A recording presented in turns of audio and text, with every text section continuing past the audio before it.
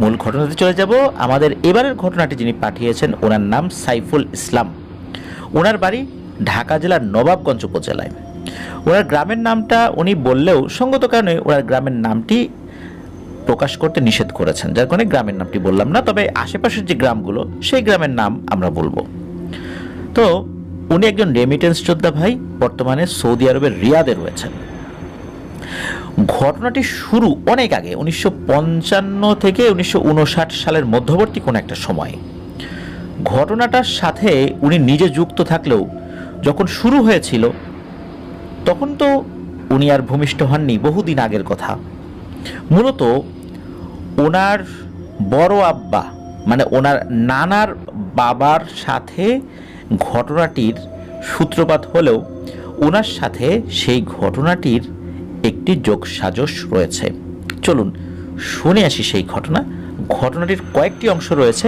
শুরুতে ওনার নানার আব্বা মানে ওনার বড় আব্বাকে দিয়েই এই ঘটনাটি শুরু হবে।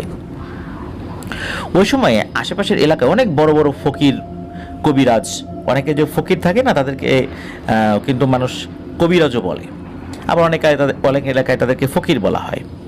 এই ফকিরগুলা কিন্তু যারা তান্ত্রিক টাইপের, মানুষের উপকার করে, কবিরাজি করে, এই টাইপের লোক।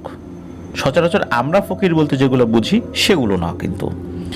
তো ওনার বড় আব্বার নাম এখনও অনেকে জানেন, কিন্তু সঙ্গত কারণে উনি নামটি প্রকাশ করতে অনিচ্ছুক, যার কারণে আমরা সেটা প্রকাশ করতে পারছি না।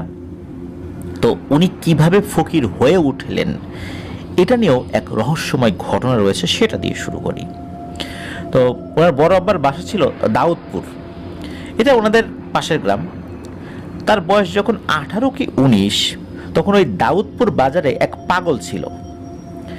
তো সে থাকতো ওই দাউদপুর থেকে ওনাদের গ্রামে আসার পথে একটা ভিটা পড়তো। তো সেটা অনেক আগের কথা, ওই সময় এরকম একটা ভিটা ছিল আর কি। তখন মাটির রাস্তা, চারদিকে বসত বাড়িও তখন অনেক কম, অনেক দূরে দূরে এক একটা বসত বাড়ি। তো ওই পাগলটা ওই ভিটাতে থাকতো। সে এক বেলা খাবার খেত। সকালে যখন দাউদপুরে ওই বাজার, যেটা ওই বাজারে যখন অনেকেই বাজারে যেতেন, তখন ওই পাগলের একটা মাটির হাঁড়ি ছিল। সে কি করতো, কিছু কিছু দোকানে গিয়ে, সব দোকান না, কিছু কিছু দোকানে যেত, ওই হাঁড়িটা পাতত। তো ওই হাঁড়িতে সবাই কিছু না কিছু দিত। ধরুন যে কেউ কাঁচা তরকারির ব্যবসা করে, তার সামনে গেল, সে একটা কাঁচা কলা, দুটো আলু, কিছু কাঁচামরিচ, কিছু পেঁয়াজ এরকম দিয়ে দিত। যে যেটা পারতো আর কি সেভাবে দিত। সবাই ওই যেই জিনিসগুলো দিত সেগুলো ওই হাঁড়ির মধ্যে রাখতো। আবার উনি কি করতো, ওই হাঁড়িটা ওই সময় নিয়ে কোনো মাছ বাজারে গেছে, উনি কোনো একটা মাছ ব্যবসায়ীর সামনে গিয়ে ওই হাঁড়িটা ধরেছে। সব ব্যবসায়ীর সামনে ধরতো না, হঠাৎ হঠাৎ কোনো একজনের সামনে ধরতো। যার সামনে ধরতো উনি চেষ্টা করতেন ওনার সাধ্য অনুযায়ী কিছু দেওয়ার জন্য, সবাই ওই হাঁড়ির মধ্যেই দিত। ওই পাগলটা কি করতো, ওই হাঁড়িটা নিয়ে সে তার ভিটাতে চলে আসতো। ওই ভিটার পাশে একটা রহস্যময় পুকুর রয়েছে, সেটা নিয়ে অনেক ঘটনা রয়েছে। তো ওই পাগলটা কি করতো, তার ওই হাঁড়ি নিয়ে ওই পুকুরের পানিতে নামতো, পুকুরের পানি ওই হাঁড়ির মধ্যে ভরতো। তারপর ওই হাঁড়িটা নিয়ে এসে ওই ভিটাতে ওই পাগল একটা চুলা বানিয়েছিল, মাটির চুলা, সে নিজেই খনন করে গর্ত করেছিল আর কি। ওই হাঁড়িটা ওই চুলার উপর বসানোর সাথে সাথে নাকি আগুন ধরে যেত। এইটা আসলে একটা ঘটনার প্রেক্ষাপটে জানা গিয়েছিল। সাধারণত মানুষজন ওই পাগলকে ঘাটাতো না, তার পিছনে পিছনে যেতও না। তো এই যে সাইফুল ইসলাম ভাইয়ের বড় আব্বা, উনি কি করেছিল, উনি একদিন বাজারে গেছে, আগে থেকে তো ওই পাগলটাকে দেখতো। ওনার মধ্যে একটা কৌতূহল জাগে যে আজকে আমি দেখবো এই পাগলটা হাঁড়ি নিয়ে কিভাবে বাড়িতে গিয়ে রান্না বাড়া করে। এক একজন তো এক এক ধরনের কথা বলে, দেখি আজকে আমি দেখি যে সে কি করে। 18-19 বছর বয়স, তারুণ্যের তেজোদ্দীপ্ততা তার মধ্যে রয়েছে, কৌতূহলও তার মধ্যে খুব বেশি রয়েছে। এই কারণেই সে একদিন কি করে, তার পিছু পিছু যায়। পিছু পিছু যাওয়ার পর দেখে যে ওই হাঁড়ির মধ্যে মাছ আছে, চাল আছে, তরকারি আছে, কোনো কিছু কিন্তু কাটাকুটি কিচ্ছু না। পাগলটা কি করলো, ওই হাঁড়িটা নিয়ে পুকুরে নেমে গেল, পুকুরের ভিতর থেকে পানি নিয়ে উঠে ওই চুলার উপর বসিয়ে দেওয়ার সাথে সাথে ধপ করে আগুন জ্বলে উঠল। অথচ ওই চুলার মধ্যে কোনো খড়ি ছিল না, এমনকি কোনো দেশলাই দিয়েও উনি কোনো কিছুর সাথে আগুন ধরার নাই। তাহলে কিভাবে আগুন ধরল? ওই দিন বড় আব্বু তার সামনে না গিয়ে চলে আসেন। তখন তার কাছেও বাজার ছিল, বাজারের ব্যাগও ছিল, বাড়িতে যেতে হবে, এই কারণে উনি আর ওই দিন পাগলের সাথে দেখা করেন নাই। আর ওই ভিটা থেকে ওই বড় আব্বুর বাসা ছিল 7 থেকে 8 মিনিটের পায়ে হাঁটা পথ। পরের দিন বড় আব্বু বাজারে গিয়েছে, কিন্তু ওই দিন আর বাজার করতে যান নাই উনি। তার কাছে ওই দিন কোনো বাজার ব্যাগও ছিল না। সে আজ কি করবে, সামনাসামনি দেখবে ওই পাগলটা আসলে অন্যান্য কাজ কিভাবে করে। সে ওই পাগলের রান্না করা খাবার আজ খাবে, যেভাবেই হোক। ওই দিন তো সে দেখে এসেছিল কিছুটা, আজকে সে রান্না করা খাবার খাবে, এইটা হলো তার আগ্রহ। তো যেভাবে সেই কাজ, পাগলটা প্রতিদিনের মতো বাজারে এসেছে, একই রকমভাবে সে তার সবজি, মাছ, ডাল, চাল এগুলো সংগ্রহ করতে লাগলো। তো বড় আব্বু দূর থেকে তার উপর নজরদারি করছে। পাগলটা যখন সবকিছু শেষ করে সে তার ভিটার দিকে হাঁটা শুরু করলো, বড় আব্বু পেছন পেছন খুব গোপনে হাঁটছে এবং তার পিছু পিছু ওই ভিটার দিকে যাওয়া শুরু করেছে। ওই পাগলটা কিন্তু একটা বারের জন্য পেছন দিকে তাকায় নাই, যে পেছনে কেউ আসছে কি নাই, এরকম কোনো চিন্তা করে পেছন দিকে তাকায়ও নাই। পাগলটা তার মতো করে তার ভিটাতে চলে আসে, একই রকমভাবে প্রতিদিন যেটা করে। তার ওই হাঁড়ি নিয়ে পুকুরে নেমে হাঁড়িতে পানি ভরে চুলায় রেখে রান্না শুরু করে। কোনো জ্বালানি ছাড়াই রান্না হচ্ছে, আগুন ধরছে। তো এই বড় আব্বু কিন্তু দূর থেকে সব দেখছে।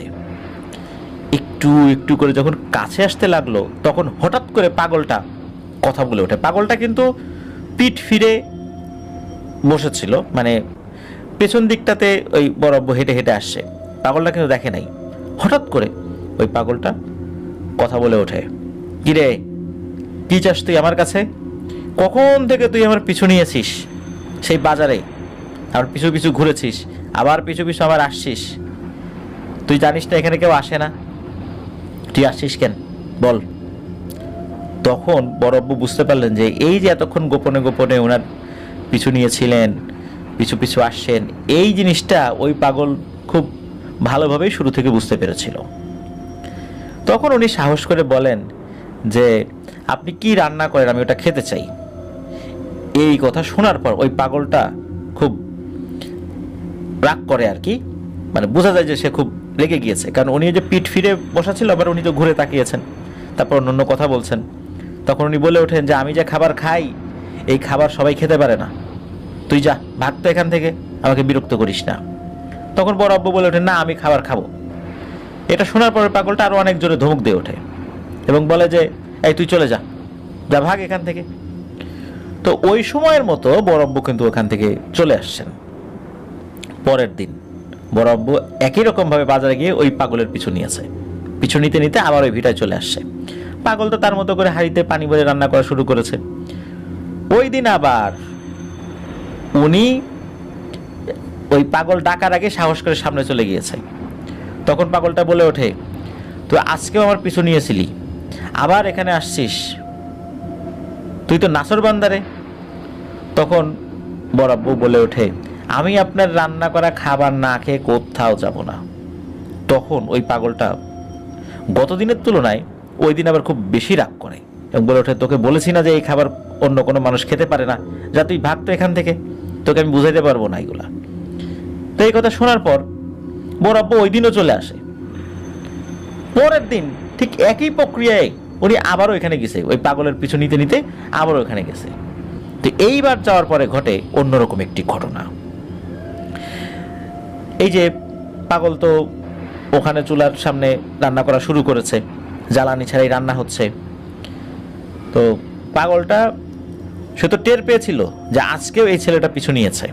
তখন সে নিজে থেকেই বলছে, এই আয় সামনে আয়, তুই আমার খাবার খাবি তাই না? এইটা বলেই কি করেছে, ওই পাগলটা নাকি ভয়ঙ্কর একটা সাপের আকৃতি ধারণ করেছে দিন দুপুরবেলা। তো বড় আব্বু তো অনেক ভয় পেয়েছেন, কিন্তু তার মধ্যে খুব জিদ ছিল, যা হওয়ার হবে, এই পাগল আর যাই হোক আমার ক্ষতি করবে না, এ ক্ষতিকর পাগল না। আর সে এই ধরনের রূপ ধারণ করেছে, সে যে স্বাভাবিক কোনো মানুষ না এটাও বোঝা যাচ্ছে, কিন্তু সে কোনো ক্ষতি করবে না এটা নিশ্চিত। তো প্রথমে ওই ভয়ঙ্কর সাপটা বরাবর চারপাশে ঘুরতে শুরু করলো, মনে হচ্ছে এখনই গিলে খেয়ে ফেলবে, অ্যানাকোন্ডা সাপের মতো। যখন দেখলো যে না, বরাবর ভয় পাচ্ছে না, তখন ওই সাপটা হঠাৎ করে ভয়ঙ্কর এবং বিশাল বড় আকৃতির একটা কুকুরের আকৃতি ধারণ করে। সেই কুকুরটাও তাকে আক্রমণ করার জন্য উদ্যত হচ্ছে, কিন্তু না, বরাবর ভয় পাচ্ছেন না। এরপর কুকুর থেকে শেয়াল, শেয়াল থেকে বাঘ, বাঘের আকৃতি নিলেও বরাবর ভয় পাচ্ছেন না, কারণ উনি অনেক সাহসী মানুষ ছিলেন। আর উনি একটা পর্যায়ে এসে ভয় পাওয়া শুরু করেছিলেন বাঘটা যখন প্রচন্ড জোরে গর্জন করছিল। অল্প কিছুক্ষণ পর ওই বাঘটা আবার স্বাভাবিকভাবে মানুষের মতো হয়ে যায়, বলতে ওই যে পাগলের আকৃতি হয়ে যায়। তখন ওই পাগলটি বলে, বুঝতে পারছি তুই আসলেই খুব সাহসী মানুষ, যা আজকের মতো বাড়ি যা, কালকে একই সময় আসিস, কালকে আমি তোকে কিছু খাওয়াবো। তো এই কথা শুনে বরাবর তো বেজায় খুশি। রাত্রে তো আর ঘুমই হচ্ছে না যে কখন সকাল হবে, কখন উনি যাবেন। আর এই পুরো ব্যাপারটা কিন্তু উনি ওনার পরিবারের কাউকে তখন কিছু বলেন নাই। তো উনি তো অপেক্ষার প্রহর গুনতে গুনতে একটা সময় তার চোখে ঘুম চলে আসে, সকাল হয়ে যায়। সকাল হওয়ার পর ওই সময়ের অপেক্ষা করতে থাকে যে পাগল কখন বাজার থেকে বাড়িতে ফেরত আসবে। তো যাই হোক, উনি আর ওই দিন পাগলের পিছু নেন নাই, উনি ওই নির্দিষ্ট সময়ে ওই পাগলের ভিটাতে চলে গিয়েছিলেন। তো পাগল কিন্তু একই রকমভাবে রান্না করছে। তো রান্না শেষ, এক সময় ওই পাগল এই বড়ব্বুকে ডাকে, এদিকে আয়। তো বড়ব্বু যখন এগিয়েছেন, বলে চোখ বন্ধ কর আর মুখটা বড় করে হা কর।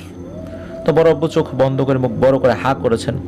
তখন বড়ব্বুর কাছে মনে হলো ওই পাগলটা প্রচন্ড জোরে মুখের মধ্যে ফু দিয়েছেন, এবং ফুয়ের সাথে হালকা একটু থুথু হয়তো ওনার মুখে ঢুকে গিয়েছে। তখন ওই পাগলটা বলে ওঠে, যা, তোর কাজ আমি করে দিছি, আর এখন থেকেই তোর অন্য ধরনের এক জীবন শুরু হবে। এই যে ব্যাপারটা হলো, ওই পাগলটা মুখের মধ্যে ফু দিল, এরপর থেকেই বড়ব্বুর জীবনের একটা পরিবর্তন ঘটল। পরিবর্তনটা এমন, উনি ফকির জীবনের দিকে চলে গেলেন, কিন্তু সংসার ত্যাগী ফকির ছিলেন না, পরিবারের মধ্যে থেকেই সবকিছু করেই উনি এই ফকির জীবনের ভিতরে উনি চলে যান, এবং উনি বেশ বড় মাপের একজন কবিরাজ হয়ে ওঠেন। এই পাগলের দোয়ার বরকতে উনি এই লেভেলে চলে গিয়েছিলেন। উনি অনেক ধরনের ট্রিটমেন্ট করতেন, অনেক সময় জিন রিলেটেড ট্রিটমেন্টও করতেন, অনেক ধরনের পিশাচ জিনকেও উনি তাড়িয়েছিলেন, যার ফলশ্রুতিতে বিভিন্ন ধরনের পিশাচ জিনগুলো ওনার শত্রু হয়ে যায়। তো এই ছিল তো ওনার আসলে ফকির হয়ে ওঠা। তো এমন একটি ঘটনা শেয়ার করি। তো ওনার মেয়ের হঠাৎ করে অসুস্থতার খবর ওনার কাছে আসে। যখনই খবর আসে তখনই তাকে রওনা দিতে হবে, মানে ওই যে গ্রামে তার মেয়েকে বিয়ে দিয়েছিল, ওই গ্রাম থেকে একজন লোক এসেছে তার আত্মীয় বাড়ি বেড়াতে বা কোনো একটা কারণে এসেছে। তো উনি তো আর যাবেন না ওই সময় গ্রামে। তো আসার পথে খবর দেয় যে আপনার মেয়ে তো অসুস্থ, আপনি মেয়েকে একটু দেখতে যাবেন, যখনই মানে এই যে সংবাদটা দিলাম এখনই আপনি চলে যাবেন, আপনার মেয়ের অবস্থা ভালো না। তখন এই খবরটা যখন উনি শুনলেন, মেয়ে তো মনের মধ্যে একটা আবেগ কাজ করছে, যাহারে আমার মেয়েটা অসুস্থ। কিন্তু সমস্যা হলো কি, সন্ধ্যার দিকে খবর পেয়েছিলেন, তো ওনার স্ত্রীও সাথে যাবেন, কিন্তু সন্ধ্যার সময় মহিলা মানুষ নিয়ে উনি যেতে চাচ্ছিলেন না। তখন বড় আব্বু বললেন যে তুমি পরের দিন সকালবেলা আসো, আমি এখনই রওনা দিচ্ছি। তো উনি খুব উদ্বিগ্ন হয়ে পড়েন মেয়ের অসুস্থতার খবরে, উনি দ্রুত বাড়ি থেকে বের হয়ে যান। সাধারণত উনি বাড়ি থেকে বের হওয়ার সময় ওনার বেশ কিছু প্রয়োজনীয় জিনিস উনি সাথে নিয়ে বের হতেন, বিশেষ করে একটা লাঠি ছিল ওনার। এই লাঠিটা ওই পাগলের দেয়া একটা লাঠি ছিল, এটা নিয়ে উনি সবসময় বাইরে বের হতেন, বিশেষ করে রাতের বেলা যদি কখনো বের হতেন। কিন্তু খুব বেশি তাড়াহুড়া করার কারণে এবং মেয়ের অসুস্থতার খবরে ওনার মাথা ওইভাবে কাজ করছিল না ভালো করে, বিভিন্ন ধরনের মানে এলোমেলো চিন্তা মাথায় আসছিল। কারণ যেই লোকটা এসে খবর দিয়েছিল উনি বলেছেন যে মেয়েটা খুব অসুস্থ। তো উনি চিন্তা করছেন যে হয়তোবা মেয়ের অনেক ভয়ানক কিছু হয়েছে বা মারা গিয়েছে, আমাকে বলতেছে না। এই সমস্ত চিন্তা তার মাথার মধ্যে চলে আসে। এই জন্যই অনেক সময় থাকে না, মানুষের এই ধরনের চিন্তা থাকলে অনেক গুরুত্বপূর্ণ জিনিস মানুষ সাথে নিতে ভুলে যায়। ওরকমই উনি ওনার লাঠিটা না নিয়ে বাড়ি থেকে বের হয়ে যান।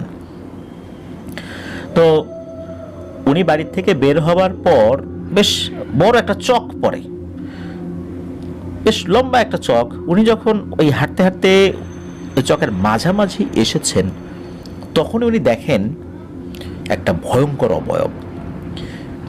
এই অবয়বটা লম্বা লম্বা দুটি পা, একটা পা দূরের এক গ্রামের দেবদার গাছের উপরে, আর একটা যে পা কোথায় এটা বোঝা যায় না, আর বডিটা অনেক উঁচু।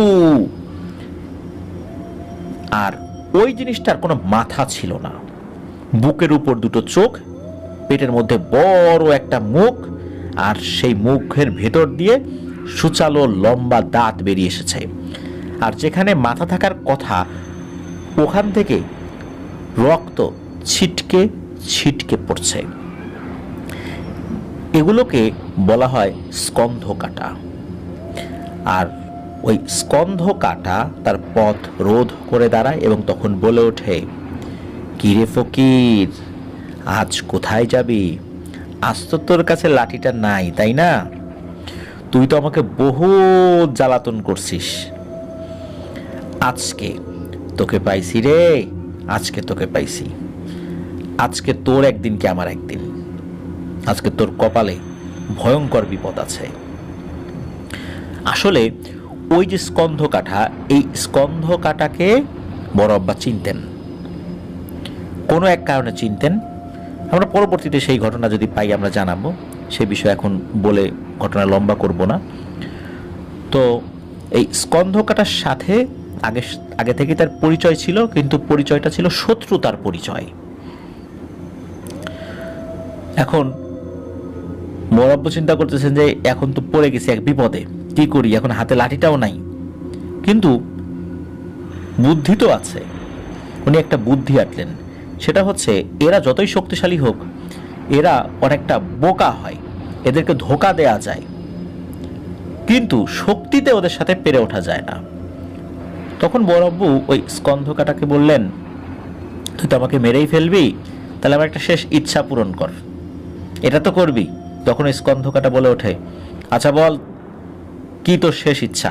তখন বড়াব্বু বলে ওঠে, আমার এখন গ্যান্ডারি আখ খেতে খুব ইচ্ছে করছে, মানে কুসর বলি আমরা অনেক সময়, গ্যান্ডারি কুসর বলি, তো গ্যান্ডারি আখ খেতে খুব ইচ্ছে করছে, তুই আমাকে এরকম একটা গ্যান্ডারি আখ এনে দে, আমি ওটা খাবো, এরপর তুই আমাকে মেরে ফেলিস। ওই সময় কিন্তু এই গ্যান্ডারি আখের বা আখের সিজন ছিল না। কয়েক সেকেন্ডের মধ্যে কোত্থেকে যেন একটা গ্যান্ডারি আখ এনে এই বরাবর শরীরের দিকে ছুঁড়ে মেরেছে, সেটা ওনার গায়েও লেগেছে, হালকা আঘাত পেয়েছেন আর কি, ওরকম কিছু না। অনেক সময় রাগে আমরা কারোর দিকে কোনো জিনিস ছুঁড়ে মারি না, ওই রকম আর কি। তখন এই নে খা, আর এরপরেই তোর জীবন আমি নিয়ে নেব। বড় আব্বু কি করেছেন, ওই আখটাকে উনি ওনার ওই লাঠির মাপে ভেঙে নিয়েছেন, মানে লাঠিটা যে খুব বড় ছিল তা না, এবং ভেঙে কি যেন একটা জিনিস পড়ে, ওনার তো অনেক কিছু জানা ছিল, যখনই ওই আখের উপর উনি ফু দিয়েছেন সাথে সাথে ওই আখটা ওনার লাঠি হয়ে গেছে। আর ওই লাঠি দিয়ে দ্রুত ওনার চতুর্দিকে একটা বৃত্ত এঁকে ফেলেন। তখন বড় আব্বু বলে ওঠে, কিরে স্কন্ধ কাঠা, তুই বলেছিলে না আজকে আমার শেষ দিন, এখন তুই পারলে আমার ক্ষতি করতো, তুই পারিস কিনা? তখন ওই স্কন্ধ কাটা বলে ওঠে, তোদের মানুষের সাথে বুদ্ধিতে পেরে ওঠা আসলেই খুব কঠিন। তখন নাকি সারা রাত ধরে ওই স্কন্ধ কাটার সাথে বড় আব্বুর বিভিন্ন ধরনের কথাবার্তা বিনিময় হয়, মানে উত্তপ্ত কথা বিনিময় হয়। বড় আব্বু কিন্তু ওই বৃত্ত থেকে বের হচ্ছেন না, আর স্কন্ধ কাটাও তাকে আক্রমণ করতে পারছে না। এভাবে যখন ফজরের আজান দিয়ে দেয় তখন ওই স্কন্ধ কাটা ওখান থেকে চলে যায়, আর বড় আব্বু ওখান থেকে বের হয়ে ওনার মেয়ের বাসায় চলে আসে। এসে দেখে হ্যাঁ ওনার মেয়ে অসুস্থ, কিন্তু ওই ধরনের গুরুতর কিছু না।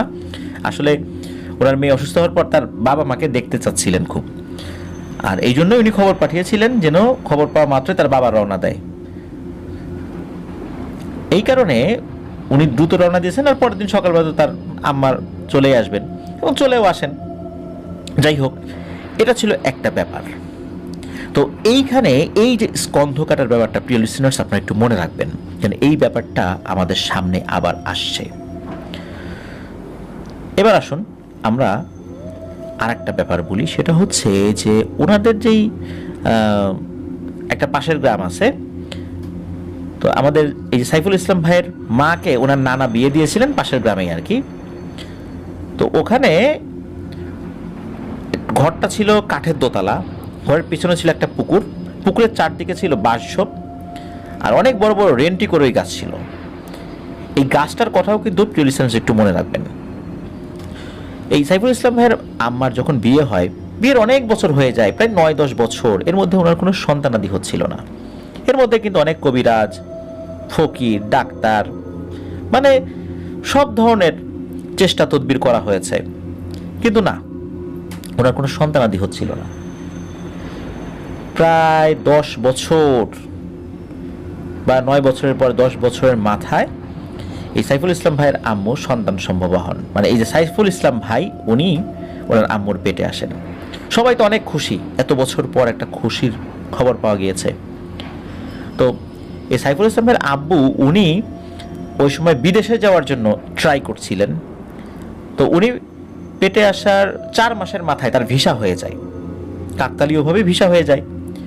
উনি মালয়েশিয়াতে যাওয়ার ট্রাই করছিলেন, যার ফলশ্রুতিতে এই সাইফুল ইসলাম ভাই যখন মায়ের পেটে 4 মাস বয়স, তখন ওনার বাবা মালয়েশিয়াতে চলে যান।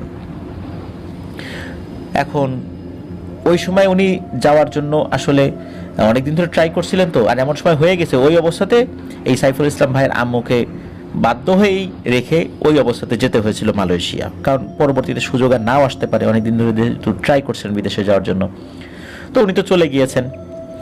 আর সাইফুল ইসলাম ভাইয়ের দাদা দাদি টেক কেয়ারে রেখেছেন তাকে আর কি। এখন রাতের বেলা কিন্তু বলা ছিল যে যদি কখনো ওয়াশরুমে যাওয়ার দরকার হয়, সাইফুল ইসলাম ভাইয়ের আম্মা যেন অবশ্যই সাইফুল ইসলাম ভাইয়ের দাদিকে ডাক দেন, কারণ ওনার দাদি ওনার আম্মার সাথে ঘুমাতো। এখন হয়েছে কি, এক রাত্রে, ওই সময়টা শীতকাল ছিল, তো ওনার আম্মু ওয়াশরুমে যাবেন রাতের বেলা। এখন তার শাশুড়িকে, মানে সাইফুল ইসলাম ভাইয়ের দাদিকে ডাকছেন। এখন উনিও ওই সময় খুব ঘুমেছিলেন, যার ফলশ্রুতিতে তার ঘুম ভাঙছিল না। তো একটা পর্যায়ে মনে হলো মুরব্বী মানুষ, সারাদিন তো অনেক পরিশ্রম করেছেন, ঘুমাচ্ছে, থাক এখন আর না ডাকি, যেহেতু কয়েকবার ডাকার পরে ওঠে নাই, উনি ঘুমাক। তো হাতে একটা হারিকেন নিয়ে উনি নিজেই ওয়াশরুমের দিকে বাইরে বের, গ্রামের ওয়াশরুম তো ঘরের বাইরেই থাকে, আর ওই সময় কিন্তু বাসায় ইলেকট্রিসিটি ছিল না। তো উনি হারিকেন নিয়ে বের হয়েছেন, ওয়াশরুমটা ঘরের বাইরে আর কি, তবে দূরে না। তবে ওয়াশরুমের পাশে কিন্তু বাঁশঝাড় ছিল। সাইফুল ইসলামের আম্মু যখন ওই ওয়াশরুমের কাছে এসেছেন, ওয়াশরুমের উপরে কিন্তু কোনো মানে খোলা, চারদিকে ঘেরা থাকলে উপরে খোলা। তো উনি যখন ওই ওয়াশরুমটার কাছে এসেছেন, তখন হঠাৎ করে ওনার কাছে মনে হলো ওই যে বাঁশঝড় আছে পেছনে না, ওই বাঁশঝড়ে মনে হচ্ছে ঝড় শুরু হয়ে গেছে, আর অনেকগুলো বাঁশ ঝুঁকে পড়ে ওই ওয়াশরুমের উপরে চলে এসেছে। এইটা দেখে উনি তো আল্লাহ গো বলে চিৎকার দিয়ে দৌড়ে ঘরে চলে এসেছেন। আর তখন ঘরে সবার ঘুম ভেঙে যায়। তখন সবাই জিজ্ঞেস করে কি হয়েছে, তখন সাইফুল ভাইয়ের আম্মু তো সব বলছেন। এদিকে সাইফুল ভাইয়ের দাদা তো তার স্ত্রীকে, মানে সাইফুল ভাইয়ের দাদিকে অনেক বকাঝকা করছে, যাই তুমি উঠতে পারলা না কেন, এখন যদি একটা বড় ধরনের বিপদ আপদ হয়ে যেত। তো এই ঘটনা ওই সময়ের মতো এই পর্যন্তই। আর সাইফুল ইসলাম ভাই যখন জন্ম নেন, ওই দিনটা ছিল 2002 সালের জুন মাসের 2 তারিখ, রাত 12টার পর। তো ওই সময় কিন্তু গ্রামে কিছু মহিলা ছিল, সন্তান ভূমিষ্ঠ হওয়ার সময় তারা হেল্প করতেন আর কি। তো ওইরকম একজন মহিলা আসছেন। সাইফুল ইসলাম ভাই যখন জন্ম নিয়েছেন, তখন অদ্ভুত এক ঘটনা ঘটে। এটা একটা মিরাকল বলতে হবে, অবিশ্বাস্য ব্যাপার বলতে হবে। তো সেটা হলো, সাইফুল ইসলাম ভাই যখন জন্ম নিয়েছেন, জন্ম নেওয়ার পর ওনার দাদির কোলে প্রথম এসেছেন, দাদি কোলে নিয়েছে। তো ওনার দাদি খেয়াল করছেন সাইফুল ইসলাম ভাই জন্মের পর ওনার দাদির দিকে এক দৃষ্টিতে তাকিয়ে রয়েছেন। অনেক সময় আমরা কারো দিকে এক দৃষ্টিতে তাকিয়ে থাকি, গভীরভাবে কিছু চিন্তা করি, মনে হচ্ছে উনি ওই সদ্য ভূমিষ্ঠ হয়েই তার দাদির দিকে এক দৃষ্টিতে তাকিয়ে আছেন। এর কয়েক মিনিট পর উনি কান্না শুরু করেন এবং অদ্ভুত ব্যাপার যে উনি যেভাবে কান্না করছিলেন, সাধারণত সদ্য ভূমিষ্ঠ বাচ্চারা যেভাবে কান্নাকাটি করে উনি ওইভাবে কান্নাকাটি নাকি করছিলেন না। উনি নাকি কান্নার মধ্যে মা মা বলে শব্দ উচ্চারণ করছিলেন। কিন্তু এই বাস্তবতায়, মানে এই সদ্য ভূমিষ্ঠ কোনো বাচ্চা এইভাবে কিন্তু কোনো অর্থবোধক শব্দ উচ্চারণ করতে পারে না স্বাভাবিক চিন্তায়, বা স্বাভাবিকভাবে এটা হয়ও না। কিন্তু ওনার দাদির কাছে মনে হচ্ছিল যে সাইফুল ইসলাম ভাই উনি এরকম শব্দ উচ্চারণ করে কান্নাকাটি করছেন। এটা যদি আমরা কাকতালীয়ভাবেই ধরে নেই যে হয়তোবা উনি কোনো একটা অন্য শব্দ উচ্চারণ করছিলেন, বা এমনিতে কোনো শব্দ উচ্চারণ করছেন, সেটা মা মা এরকম কাছাকাছি মনে হচ্ছিল। তবে ভয়ঙ্কর ব্যাপার সেটা হচ্ছে ওনার শরীরের রং নাকি পরিবর্তন হচ্ছিল। একবার লাল, একবার নীল, একবার কালো, একবার ফর্সা। হারিকেনের আলোতে সবকিছু স্পষ্টভাবে দেখা যাচ্ছিল। এদিকে সাইফুল ইসলাম ভাইয়ের দাদি, সাইফুল ইসলাম ভাইয়ের নানিও সেখানে ছিলেন। এদিকে যিনি ওই যে গ্রামের যিনি মহিলা, যিনি সাধারণত সন্তান ভূমিষ্ঠ হওয়ার সময় থাকেন, উনি এটা দেখে তো প্রচন্ড ভয় পান যে এইরকম তো জীবনে কোনো বাচ্চা দেখিনি। আমার হাতে তো শত শত বাচ্চা হয়েছে, কিন্তু কখনো তো এইরকম দেখি নাই। এরকম একটা ভয়ঙ্কর ব্যাপার দেখার পর সবাই তো ভয় পেয়ে যায়। না জানি কোন বিপদ এখন চলে আসে, না জানি কোন ভয়ঙ্কর পিশাচ এখানে চলে এসেছে, এই বাচ্চার কোনো ক্ষতি করে কিনা। এখন সন্তান ভূমিষ্ঠ হওয়ার পর তো মায়ের বুকের দুধ খেতে হবে, কিন্তু উনি কোনোভাবেই মায়ের বুকের দুধ খাচ্ছিলেন না। প্রচন্ড জোরে চিৎকার করে কান্নাকাটি করতেন। কোনোভাবেই মায়ের বুকের দুধ তাকে খাওয়ানো যায় না। ওই রাতের মতো কোনোভাবেই সেটা সম্ভবপর হয়নি। এদিকে পরের দিন তাকে তো খাওয়াতে হবে, না হলে উনি বাঁচবেন কিভাবে। কিন্তু যখন দেখা গেল যে না, এই অবস্থা থেকে কোনোভাবেই মানে উত্তরণ করা যাচ্ছিল না, তখন বাজার থেকে ফিডার কিনে নিয়ে আসা হয়। বাচ্চা যে ফিডারে দুধ খায়, এই ফিডার কিনে নিয়ে আসা হয় এবং গরুর দুধ নিয়ে আসা হয়। একদিনের বাচ্চাকে কিন্তু আসলে গরুর দুধ খাওয়ানো বিপজ্জনকও হতে পারে, কিন্তু নেহায়েত তাকে বাঁচানোর জন্য বাধ্য হয়েই এই দুধ জাল দিয়ে ফিডারে করে যখনই তার মুখের সামনে ধরেছে, কয়েক সেকেন্ডের মধ্যে নাকি ওই ফিডার শেষ। একদিনের বাচ্চা সে কিভাবে এত দ্রুত খেতে পারে? অদ্ভুত ব্যাপার হলো, ওনার ফিডারটা শেষ হওয়ার সাথে সাথে উনি কান্নাকাটি করতে থাকেন, মনে হচ্ছে আরো খাবেন আরো খাবেন, এমন একটা অবস্থা। এইভাবে যতটুকু দুধ আনা হয়েছিল সেটা শেষ করে ফেলেন, কান্নাকাটি শুরু করেন। তখন বাড়ির সদস্যরা বাজারে যায়, আবার দুধ কিনে নিয়ে আসে, আবার উনি খায়। একদিনের বাচ্চা অদ্ভুতভাবে হাসে এবং কারো মুখের দিকে তাকিয়ে অদ্ভুতভাবে খিলখিল করে হাসে, যেটা একটা অস্বাভাবিক ব্যাপার ছিল। অনেকেই বিভিন্ন ধরনের কথাবার্তা বলছিল যে বাচ্চাটাকে তো স্বাভাবিক বলে মনে হচ্ছে না, এটা অস্বাভাবিক কোনো কিছু এর উপর ভর করেছে, এরকম কথাবার্তা বলছিল। দিনের বেলা তার শরীরের রঙের কোনো পরিবর্তন না হলেও রাতের বেলা অদ্ভুতভাবে ওনার শরীরের রং নাকি পরিবর্তিত হতো। কখনো লাল, কখনো নীল, কখনো সবুজ, কখনো কালো, কখনো ফর্সা। এটা আসলে কি কারণে হতো? অনেক সময় এই ব্যাপারগুলো দেখে বাড়ির সদস্যরা ভয় পেয়ে যেত। আশপাশ থেকে অনেকেই এই ব্যাপারটা দেখতে আসতো, তারাও ভয় পেয়ে যেত। আর রাতের বেলা উনি সারা রাত কান্নাকাটি করতেন, কোনোভাবে কান্না থামানো যেত না। মায়ের বুকের দুধ খেতেন না, শুধু ওই গরুর দুধ উনি খেতে পারতেন। তো এভাবে কয়দিন। এরপর আশেপাশের বিভিন্ন ধরনের ফকির, কবিরাজ, হুজুর দেখানো হয়েছে, কিন্তু না, কোনো লাভ হয়নি। আর ওই যে ওনার বড় আব্বা, ওনার নানার বাবা, তার মৃত্যু কিন্তু ওনার জন্মের আরো অনেক আগেই হয়ে গেছে, যার ফলশ্রুতিতে তিনিও কোনো সমাধান যে করবেন সেই সুযোগ ছিল না। পরিবারের সদস্যরা খুব চিন্তিত যে দিন কেটে যাচ্ছে, এই বাচ্চাটার মধ্যে এমন অস্বাভাবিক ব্যাপার লক্ষ্য করা যাচ্ছে, আসলে বাচ্চাটা বাঁচবে তো? ডাক্তাররাও কোনো রোগ ধরতে পারে নাই। এক রাত্রে ওনার আম্মা একটা স্বপ্ন দেখেন। স্বপ্নে উনি দেখেন যে এই ছেলেটা স্বাভাবিক হয়ে যাবে, এই ছেলের সমস্যাটা স্বাভাবিক কোনো সমস্যা না, ভিন্ন পদ্ধতিতে একটা কাজ করলে এই ছেলেটা স্বাভাবিক হয়ে যাবে। স্বপ্নের মধ্যে কেউ একজন বলে বড় বড় চুল আছে এমন কোন এক ফকিরের কাছে ছেলেটাকে নিয়ে যেতে হবে। ওই ফকির কিছু তদবির দিলে এই ছেলেটা আল্লাহর রহমতে ভালো হয়ে যেতে পারে। এখন আশেপাশে এরকম বড় চুলওয়ালা ফকির কোথায় আছে? এমন তো পাওয়া যাচ্ছিল না। আবার হতে হবে এমন এক ফকির যে নাকি আত্মীয়র মধ্যে। এখন আত্মীয়র মধ্যে এইরকম ফকির কে আছে? খুঁজতে খুঁজতে অবশেষে একজনের সন্ধান পাওয়া যায়, দূর সম্পর্কের আত্মীয়। তো তাকে আসলে নিয়ে আসা সম্ভব না, তখন সাইফুল ইসলাম ভাইকে কোলে নিয়ে তার বাড়িতে নিয়ে যাওয়া হয়।